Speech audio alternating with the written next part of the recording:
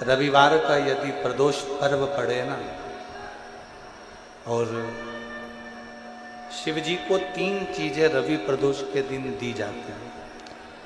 पहले नंबर पर 1 लोटा जल, दूसरे नंबर पर प्रदोष काल में दीपदान, और तीसरे नंबर पर भगवान शंकर के नाम का उच्चारण। पंचाक्षर मंत्र या षडाक्षर मंत्र या श्री शिवाय नमस्ते। अगर मौका लगा है तो बाबा को अपने मन से, भाव से, हृदय से प्रार्थना करो। रविवार की अगर प्रदोष पड़ जाए, कौन से दिन? रविवार की प्रदोष के दिन ये प्रयोग अवश्य कर देखिएगा। ज्यादा बार नहीं करना है, केवल एक ही बार करना, बाबा उस स्वयं कृपा करेगा। अब प्रयास करना। 3 स्थान पर चढ़ाई गई बेलपत्र हमें सुख का अनुभव करा देती। बहुत ध्यान लगाइएगा। पहला, अशोक सुंदरी की जगह, एक बेलपत्र अशोक सुंदरी वाली जगह। अब उसको अशोक सुंदरी की जगह पर भी चढ़ाने का तरीका क्या है? ये बेलपत्र चढ़ाएंगे तो उस बेलपत्र को चढ़ाते समय आपकी जो बेलपत्र की डंडी है, वो बेलपत्र, रविवार प्रदोष के दिन का ये उपाय है महाराज। ये बेलपत्र की जो डंडी है, इस डंडी का भाग शिवलिंग की ओर होना चाहिए। ये जो डंडी है, इसका भाग अशोक सुंदरी पर जब चढ़ाएंगे तो शिवलिंग की ओर इसका भाग होगा महाराज। दूसरी, बेलपत्र को जब हम समर्पित करेंगे तो जलाधारी का जया, विषहरा, शामरीवारी, दौतली, देव। मान लो जलाधारी ऊपर नहीं है शंकर जी के, तो उसका स्मरण कर कर 5 कन्याओं का नाम लेकर जया, विषहरा, शामलीवारी, दौतली, देव, इनका स्मरण कर कर शंकर भगवान के शिवलिंग पर बेलपत्र रखेंगे। बेलपत्र कहां रखना है? आप अगर यहां बैठे हो तो आपके विपरीत में डंडी का मुख होना चाहिए। ये बेलपत्र की जो डंडी है, इसका मुख आपके विपरीत में हो। आप यहां बैठे हो तो डंडी उधर होगी, आप इधर बैठे हो तो डंडी का मुख इधर होगा, आप उधर बैठे हो तो डंडी का मुख इधर होगा। आपके ठीक विपरीत की ओर डंडी का मुख हो। ये 2 जगह बेलपत्र समर्पित करने के बाद तृतीय बेलपत्र शिवलिंग की जो जलाधारी है, जहां पर भगवान शंकर का शिवलिंग रखा है, वहां स्पर्श कराकर, केवल छुआना है, स्पर्श कराकर बेलपत्री के पेड़ के नीचे ही कोई कंकर हो, कोई शंकर हो या कोई मिट्टी का ढेला हो, नी हो, तो वहीं मिट्टी को थोड़ी सी ऊंची कर कर एक बेलपत्र बैठकर इस बेलपत्री की डंडी जड़ की ओर, मतलब जो वृक्ष होता है उस ओर इस डंडी का मुख होना चाहिए।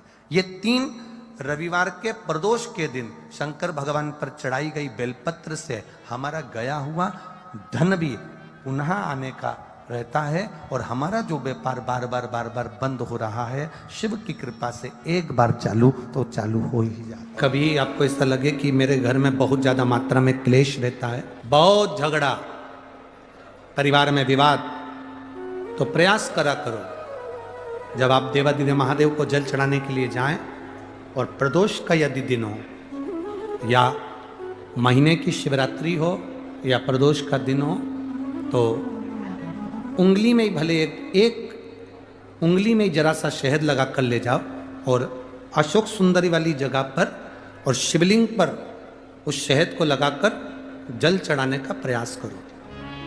आप दो प्रदोष या 2 महीने की शिवरात्रि अगर आपने कर ली, अपने आप आपके घर में क्लेश समाप्त होता चले जाएगा, शांति बनना प्रारंभ हो जाएगा। शहद में वो फल है, मधु में वो फल है। प्रदोष के दिन, प्रदोष काल में 2 जगह दिए लगाना प्रारंभ कर दो। पहला, बेलपत्री के वृक्ष के नीचे पहला दिया प्रदोष काल में, प्रदोष के दिन बेलपत्री के वृक्ष के नीचे, और दूसरा दिया अपने दरवाजे की चौखट के बाहर, मतलब अपन बाहर खड़े होंगे, अंदर की ओर दिया नहीं, बाहर की ओर। एक दिया बेलपत्र के नीचे देवादिदेव महादेव से प्रार्थना कर कर, हे शिव शंकर, हे गौरी शंकर, हे शिव, आज प्रदोष का दिन, प्रदोष काल में आप भ्रमण के लिए निकलोगे नंदीश्वर के साथ में, ऐसी कृपा करना। आपके लिए मैंने द्वार सजाया है भोलेनाथ, आपकी दृष्टि मेरी चौखट पर भी कर देना, मेरी जिंदगी सवर जाए। इसलिए बहुत ज्यादा तकलीफ की जिंदगी चल रही हो, बहुत कष्टमय जीवन चल रहा हो, और सब ने कह दिया कि तुम्हारी किस्मत में तो धक्के ही लिखे हैं, केवल आप धक्के ही खाओगे, तो एक कनेर का पुष्प प्रदोष के दिन, प्रदोष काल में अशोक सुंदरी का स्पर्श कराकर शिवलिंग पर चढ़ाओ।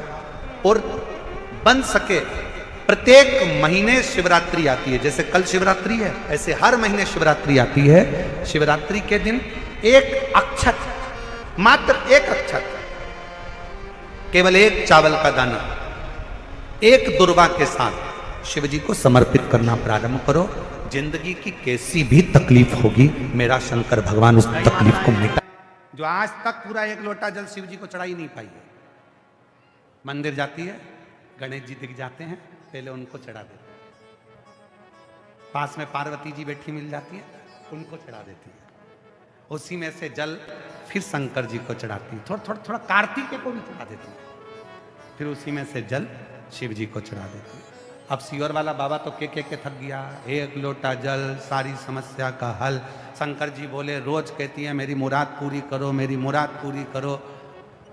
भगवान के एक लोटा जल तो चढ़ा, और सबसे कह रही है मैं रोज जाती हूं एक लोटा जल लेकर। सही में कितना समय हो गया? 3 महीना, 4 महीना, 6 महीना, 8 महीना। अच्छा, एक लोटा जल? हाँ। अरे तुमने चढ़ाया कब?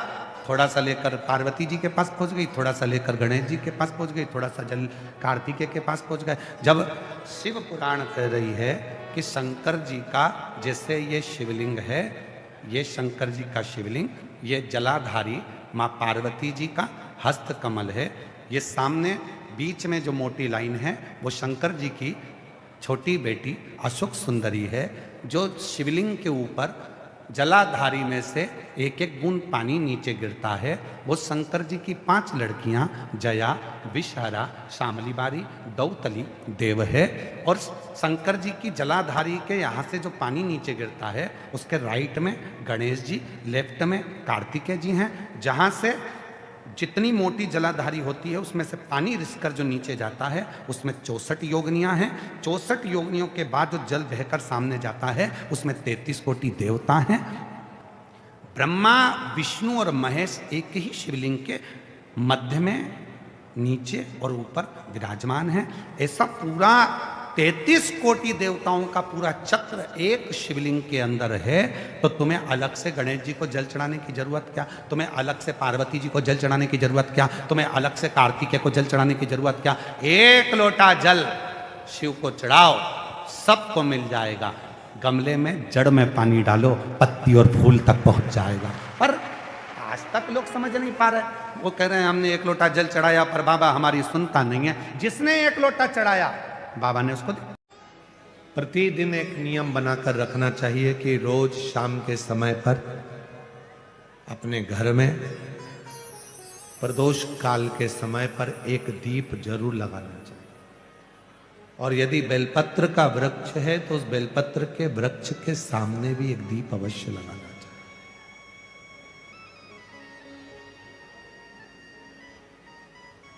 6 महीने में, 3 महीने में, 2 महीने में, 1 महीने में ऐसा नियम बनाया करो कि मुझे बेलपत्र की पूजन करना।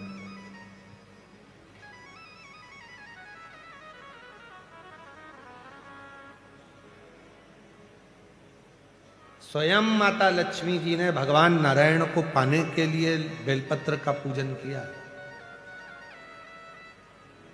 जब इंद्र की पूरी सत्ता चली गई थी, सारा की सारा धन इंद्र का चले गया था, असुरों ने उस इंद्र के सिंहासन पर अपना कब्जा जमा लिया था, तब इंद्राणी ने, स्वयं सची माने, इंद्राणी ने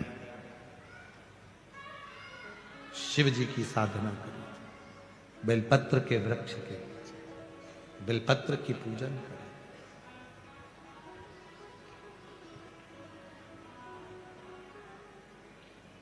कभी दिल कर जाए तुम्हारा तो कभी महीने में, 1.5 महीने में, 2 महीने में बेलपत्र के पेड़ के नीचे जल लेकर बैठो, बेलपत्र के वृक्ष के नीचे दूध नहीं चढ़ाना, बेलपत्र के वृक्ष के नीचे दही नहीं चढ़ाना,